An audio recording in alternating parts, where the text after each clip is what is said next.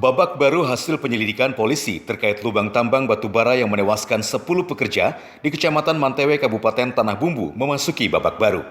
Setelah Polda Kalsel secara resmi menetapkan 4 tersangka dari PT Cahaya Alam Sejahtera CAS. Mereka adalah JS, Manajer Operasional Tambang, AR selaku Koordinator Tambang, SD, Wakil Pengawas Lapangan, dan US Pengawas Tambang. Polisi juga mengamankan belasan unit gancu, sekop, gerobak arko, 1 karung batubara, dan peralatan menambang lainnya.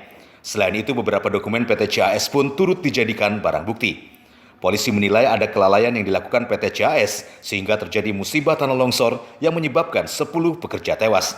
Ada kelalaian dari pemilik tambang, pemilik pit underground tersebut, yaitu PT CAS, di mana mereka membiarkan, kemudian paham dan tahu, dan bahkan dalam tanda petik di bawah tangan membolehkan mereka menambang di situ tanpa memperhatikan unsur keamanan dan keselamatan.